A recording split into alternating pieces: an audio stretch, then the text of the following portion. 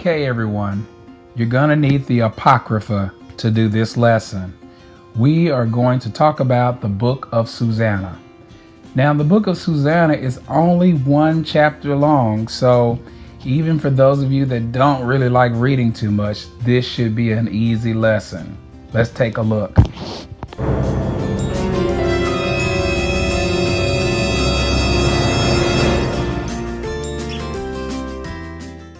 The Book of Susanna was actually written during the time frame that Daniel was alive.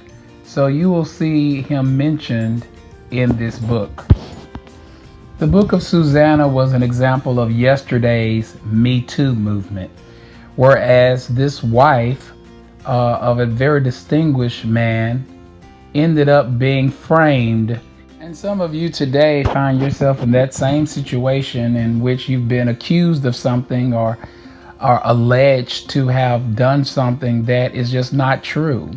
And it's the hardest thing to get people to believe you without hard evidence. But we must remember that Christ will judge the quick and the dead. And sooner or later, justice will be served in your life. You just got to trust the Lord, trust the process, and have faith and hope while God is working things out on your behalf. Susanna is a perfect illustration of this.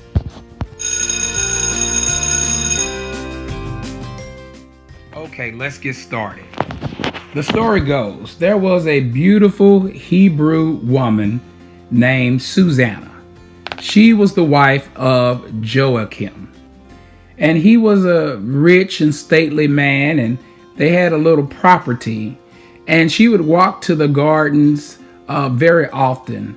One day, she decided to take a bath in one of the pools of the garden because it was hot and sticky. And so she asked her handmaids to go get her some oil and to go get her some washcloths. But what she did not know were two elders of the people were hiding in the bushes watching her as she undressed. They had lusted for her for a little while, and this was their moment. So as she was preparing to bathe, they came out and they asked her to have relations with them. And when she refused, they said, if you do not, we will frame you and we will cause you to be put to death.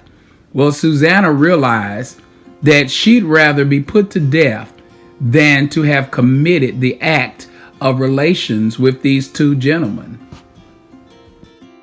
So they threatened her and came up with this story that she was meeting a young man in the garden and she had relations with this young man, and they witnessed it, and before they could grab hold to the young man, he ran off and they could not find him.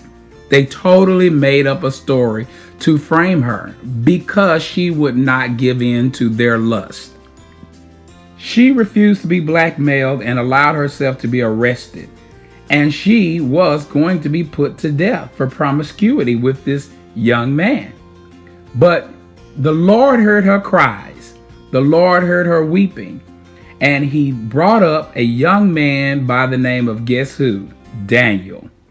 Daniel interrupts the proceedings of her hearing, shouting that the elders should be questioned to prevent the death of an innocent girl. And after being separated, the two men were cross-examined about the details of what they saw, but disagreed about the tree under which Susanna supposedly met her lover. So Daniel separates them and asks the first one, under what tree did you witness this? And the elder said, the mastic tree. And Daniel says that an angel stands ready to cut him in two if he was lying. Then the second one, Daniel cross-examined and said, under what tree did you witness this? And he said, an oak tree. And Daniel said to him, an angel stands ready to saw you in two if you are lying. And so when Daniel discovered this, the great difference in the size between a mastic and an oak tree, it was truly plain to all observers that these two men were false accusers, and they were put to death. And Susanna's name was restored. The sad part is she almost lost her life over lies, deceit, and lust.